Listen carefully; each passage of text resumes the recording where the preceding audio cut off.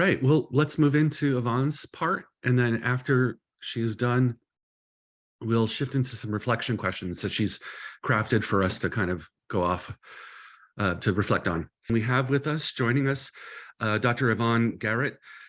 She holds a PhD in history and culture from Drew, an MLIS from Palmer, an MFA in fiction from the New School, 2 MAs, Irish Studies and Critical Theory from NYU, and is currently studying for UU Ministry and Chaplaincy at Starr King School for the Ministry, or UU Seminary in California. She was raised as a UU and is a religious humanist, a member of Community Church of New York, where I serve, and she serves on our church council.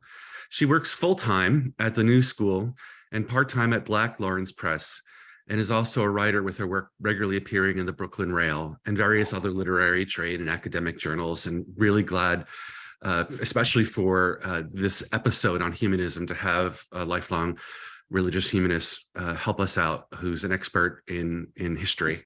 Thank you for giving me the space and the time, and to anybody who's interested. I'm in seminary, so I'm still learning about this.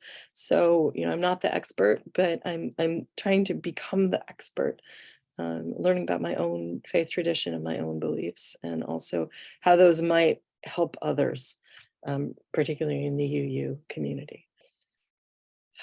As a historian, I'm always digging for where the foundations are, and Reverend Jude really touched on a lot of the foundations of the early threads of what I see as religious humanism as it exists inside and outside of current UU.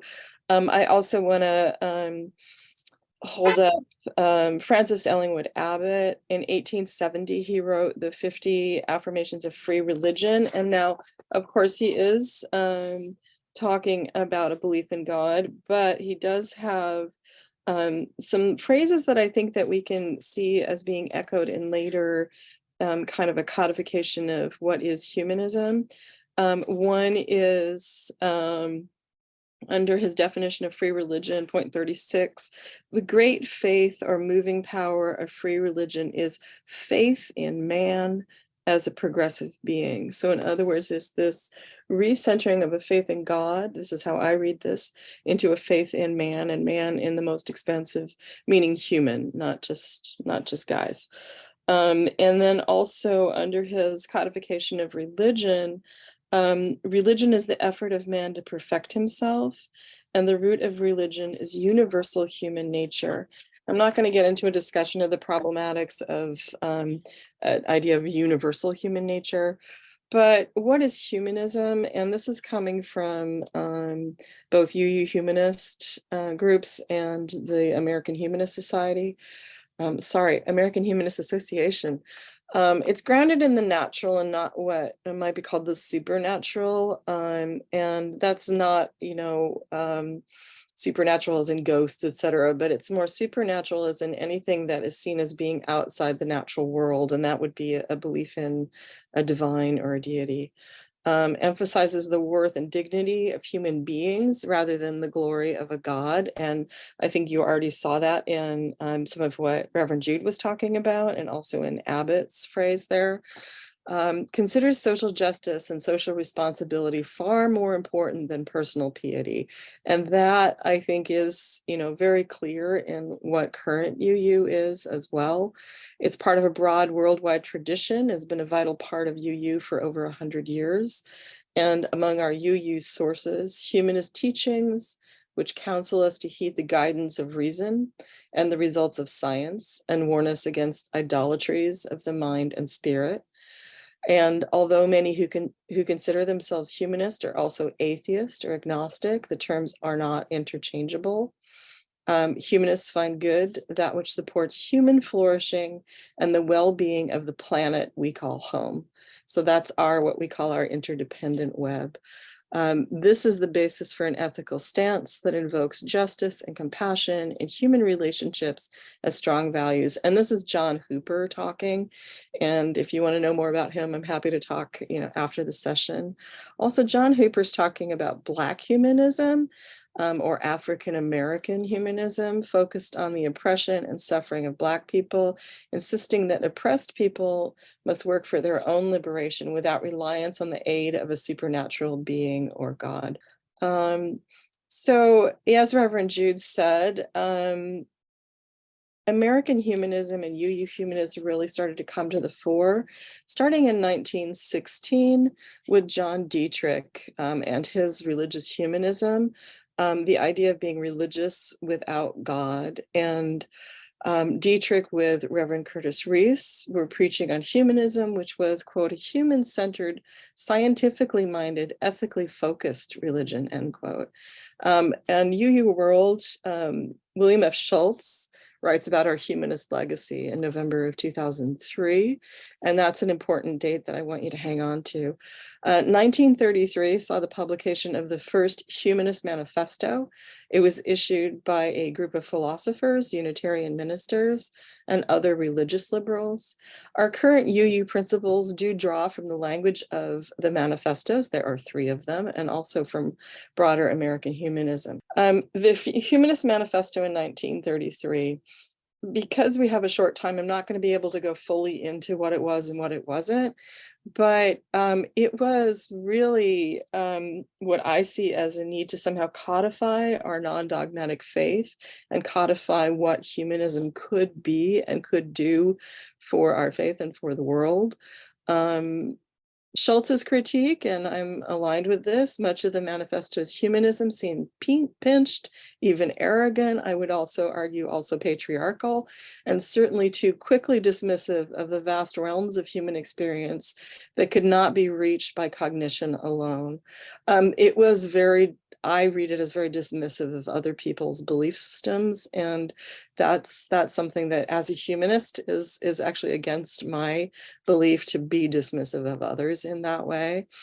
Another critique that came up of this manifesto, which was written in 1933, was that it doesn't really help us with the problem of evil, and in this specific historic instance, World War II, and it's a humanism that fails to account for suffering, for human suffering.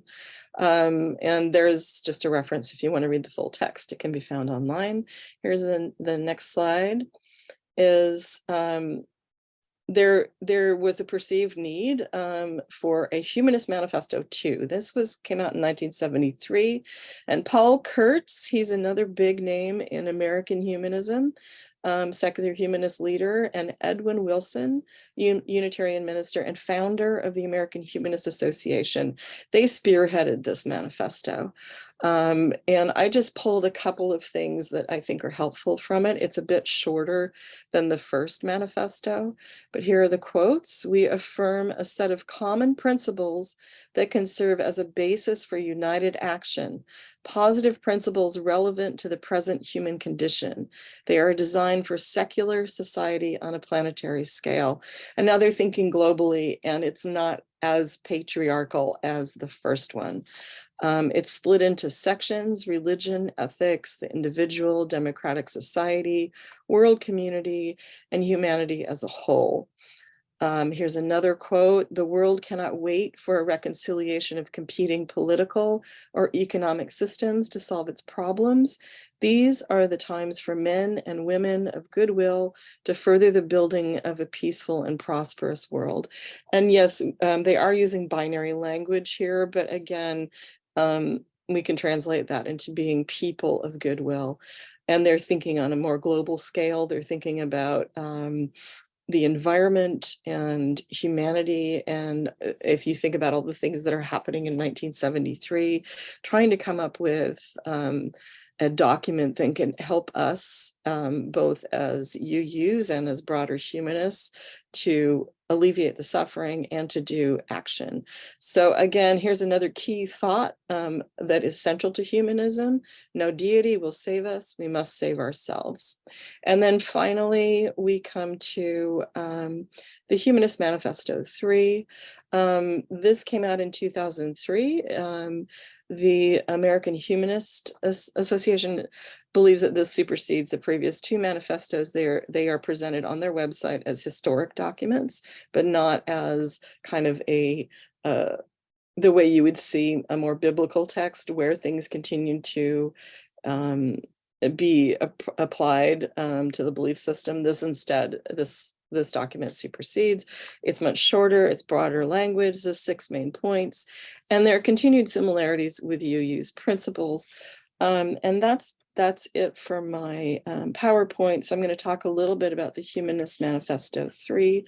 And I also want to bring in, before I do that, there's a name in modern humanist thought who I think is very, very important for UUs and for anyone who's interested in humanism, and that's Anthony Pinn. He is a leader in UU theology and also in humanist theology and also in African-American theology. His book, The Varieties of African-American Religious Experience, I think is an essential read. And he actually really, here's a quote from him. Theology is deliberate or self-conscious human construction focused upon uncovering and exploring the meaning and structures of religious experience within a larger body of culture production. It is by nature comparative in a way that does not seek to denounce or destructively handle other traditions. So in other words, his humanism is not one that rejects everything else, but instead comes to, so Pinn doesn't get bogged down in interminable arguments about metaphysical questions, which I think is what you see evidenced in the Humanist Manifesto 1, that there's a little too much of the philosophy and not enough of the how does this help us. And he says, well, I have no interest in giving a final answer to the question, does God exist? He's intensely interested in trying to understand how others have dealt with that question and with lots of other related questions. He's very clear that theology is a human construction, as is philosophy. Theological conversations are preemptively terminated by appeals to a higher authority. This higher authority could be an appeal to perfect, infallible, divine revelation, but it could equally be an appeal to supposedly infallible and perfect scientific reasoning. Since we are human beings, as human beings are quite fallible and mostly imperfect, and since we're the ones who do theology, Pinn's approach is logical. So it's this idea, you know, and Pinn also sees that religious experience is a subset of a larger body of human cultural production. Theology rooted in human experiences and human religious communities cannot meaningfully be abstracted from those human experiences and communities. He's non-destructive, and I think that that's super important when we think about modern humanism, is that I am not aligned with any humanists who are dismissive of others' experiences, and that to me is the antithesis of what it means to be UU and a compassionate human being. For me, the core of my religious belief, if I'm going to use that term, which is not always easy for me to use, is do no harm. And a part of that doing no harm is to learn to listen to other people talk about their faith, while also maintaining that I am a humanist. I do not believe in a God, and I don't have a need for a God, but I believe in human beings. And that's a key part of what humanists are. So again, trying to find the third Humanist Manifesto, but I think instead we can actually, you know, give you a link to where you can read that. It's very brief. Okay, I've got it here. So I'm just going to read the bold part of the points. Knowledge of the world is derived by observation, experimentation, and rational analysis. Humans are an integral part of nature, the result of unguided evolutionary change. Ethical values are derived from human need and interest as tested by experience. Life's fulfillment emerges from individual participation in the service of humane ideals. Humans are social by nature and find meaning in relationships, and working to benefit society maximizes individual happiness.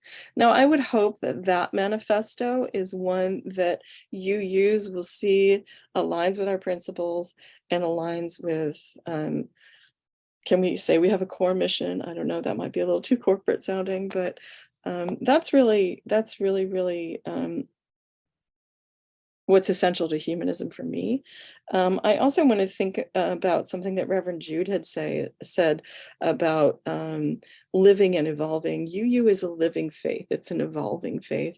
And when you run across someone who says, this is the way it's always been, we have always been humanists, and this is what humanism means, that's incorrect, because humanism develops just the way that any other aspect of our faith develops. I think that that's important, but I also think it's important to also highlight that I'm very much aligned with secular humanists like Greg Epstein, who is the humanist chaplain at MIT and Harvard, and wrote a book called Good Without God. The idea that people who do not have a faith in God or a deity would have to justify ourselves as being good or ethical beings is frustrating, but it really is the most essential core of humanism is good, and to do good and to be good, and not with the pressures of an external deity or biblical text to tell us how to behave. So that's everything that, that's sort of my basic summation. And, I do want to just, I think we had a really generative conversation the other day, and I'm hoping that the two of us can do a little bit of that here, if that's helpful to the people who are here.